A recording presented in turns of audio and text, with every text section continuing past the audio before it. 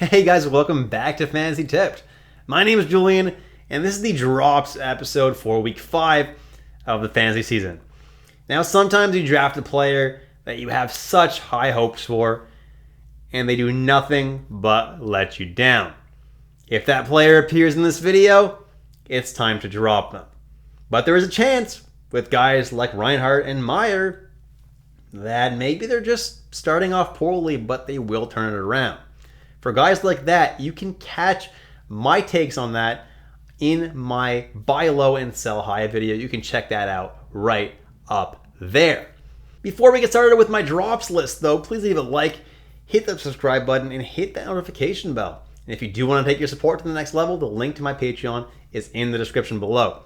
Let's jump right into my drops list now, and let's start with the forwards. And first on the list is Alexis Lafreniere, who's not a must drop by any means, but he's 40% rostered. And to me, he's not a player that needs to be kept on your roster. He does just well enough where he's a pretty good streamer if the Rangers ever have a really good schedule or whatever. He can fit in your schedule nicely. Whatever it is, he's a good streamer, but he's not someone that has to be kept on your team. Then I have Vasily Podkolzin of the Vancouver Canucks, and for some reason he's still 32% rostered. He's playing on the fourth line in Vancouver, a team that's already doing bad enough, and now you're playing on the fourth line.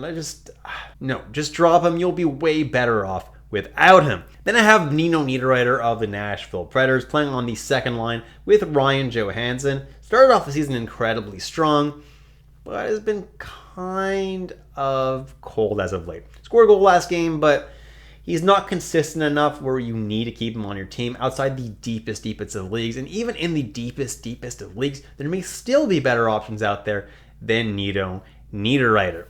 And then finally, I have Nick Robertson of the Toronto Maple Leafs, 15% rostered, and he was a healthy scratch tonight when I'm recording this video. That's not very encouraging for me. For him to be fantasy relevant, he needs to be in the top 6 playing with either Matthews or Tavares.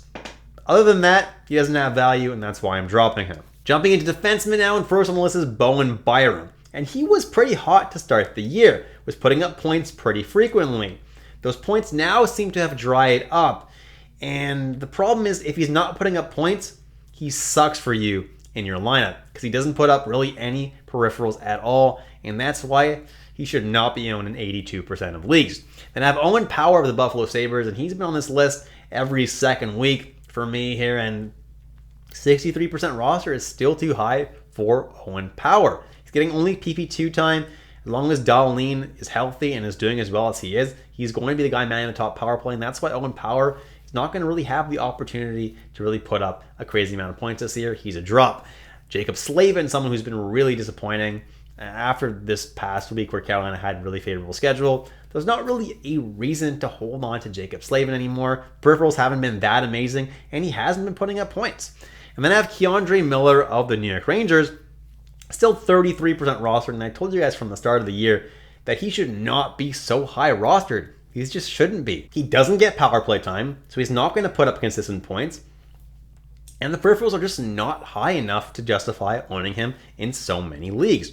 Definitely still a drop. Should not be owned in more than 10% of leagues. Then I have Oliver Ekman-Larsson of the Vancouver Canucks. And he was on this list a lot for me last year. And I'm putting him here once again this year.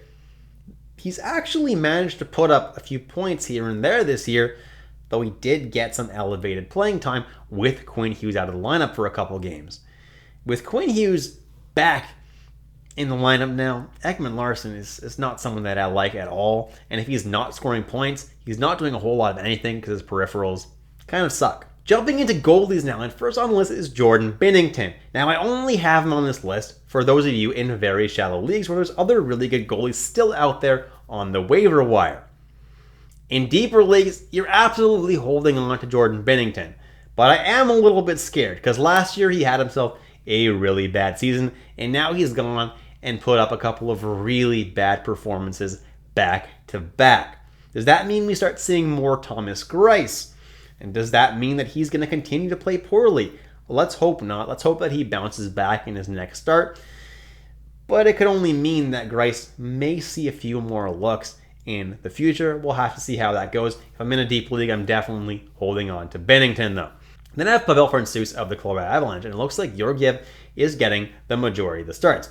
This week, there are only 2 games for Colorado.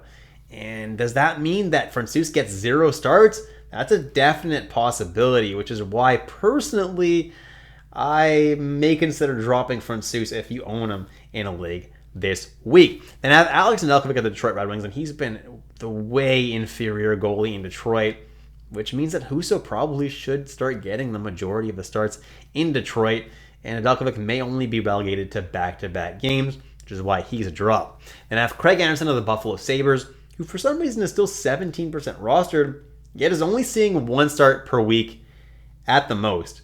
That's way too high of a rostered percentage for a guy who's seeing 1 start a week. I don't think that number is going to really go up that much, if at all. First of all, because Comrie's not playing too badly, and second of all, Craig Anderson is 41 years old. He may not be able to start more than 1 game per week. So he's someone that, if I'm owning for that 1 start a week, I'm dropping him. He's not really worth owning for that 1 game.